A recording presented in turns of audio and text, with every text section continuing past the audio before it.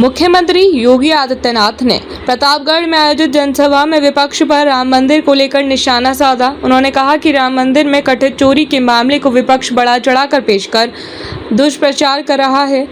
मुख्यमंत्री ने कहा कि विपक्ष घटना को आधार बनाकर भ्रम फैलाने की कोशिश कर रहा है, लेकिन इसके बावजूद अयोध्या में श्रद्धालुओं की भारी भीड़ लगातार उमड़ रही है। उन्होंने तंज कसते हुए कहा कि विपक्ष खुद भी इस बात से आश्चर्यचकित है कि उसके दुष्प्रचार के बावजूद अयोध्या में श्रद्धालुओं का उत्साह और आस्था कम नहीं हुई।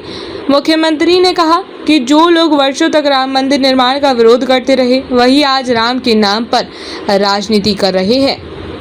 उन्होंने कहा कि अयोध्या का भव्य राम मंदिर करोड़ों श्रद्धालुओं की आस्था का प्रतीक है। साथ ही उन्होंने कहा कि उत्तर प्रदेश में कानून व्यवस्था मजबूत हुई है, विकास और निवेश को बढ़ावा मिल रहा है तथा प्रदेश को $1 ट्रिलियन की अर्थव्यवस्था बनाने के लक्ष्य की दिशा में सरकार तेजी से कार्य कर रही है।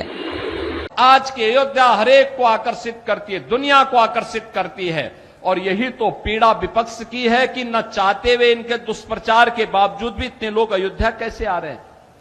उनको चिंता इस बात की है।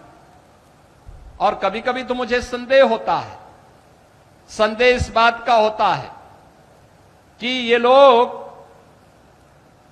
एक घटना को किस तरीके से बढ़ा करके हिंदुओं को अपमानित करके आस्था पर प्रहार करने का काम कर रहे हैं।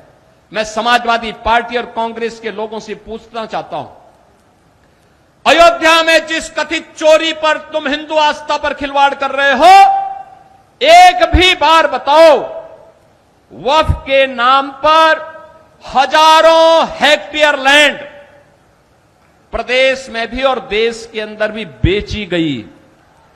एक भी बार ये लैंड गरीब की थी, कमजोर तबके के लोगों की थी। ये लैंड जिसको गरीबों के नाम पर पट्टा दिया जा सकता था, जहां पर कन्वेंशन सेंटर बनाया जा सकता था, जहां पर किसी राजेंद्र मौर्य जैसे किसी गरीब व्यापारी के लिए दुकानें और व्यापारिक प्रतिष्ठान बनाए जा सकते थे, जहां से वह अपनी प्रतिभा और अपनी कारीगरी का परिचय देकर के दुनिया को देता। इन्होंने वक्फ के नाम पर उस लैंड को कब्जा करवा करके बेच करके, और कुछ चुनिंदे लोगों ने वक्फ के नाम पर उस लैंड का वारा न्यारा किया है। एक भी बार कांग्रेस और समाजवादी पार्टी बोली नहीं, एक भी बार बोली नहीं। अयोध्या के बारे में तो मैंने पिछले दिनों ही कहा था, अयोध्या में श्री राम जन्मभूमि तीर्थ क्षेत्र न्यास ने उत्तर प्रदेश सरकार से एसआईटी के गठन की बात की थी, और मैंने कहा था एसआईटी दूध का दूध और पानी का पानी करके रहेगी। और बहनों और भाइयों, अयोध्या में एसआईटी ने जो जांच की, प्रारंभिक रिपोर्ट के आधार पर ट्रस्ट ने कार्रवाई करते हुए एफआईआर दर्ज कराई। एफआईआर के आधार पर जिनके खिलाफ साक्ष्य थे, उसके आधार पर कार्रवाई भी हुई है। लेकिन मैं कहता हूं, वक्फ के नाम पर समाजवादी पार्टी और कांग्रेस के लोगों के मुंह पे फेविकोल क्यों लग जाता है? क्यों इनका मुंह बंद हो जाता है?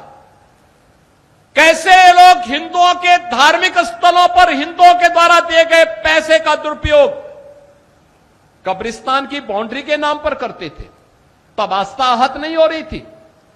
जब ये इलीगल स्लॉटर हाउसेज चलाते थे, गौ माता की हत्या करवाते थे, गौ माता को तस्करों के हाथों में पिछवाते थे, तब क्या हिंदुओं की आस्था आहत नहीं हो रही थी? जब अयोध्या में राम भक्तों पर गोली और लाठी चलाते थे, क्या तब हिंदुओं की आस्था आहत नहीं हो रही थी?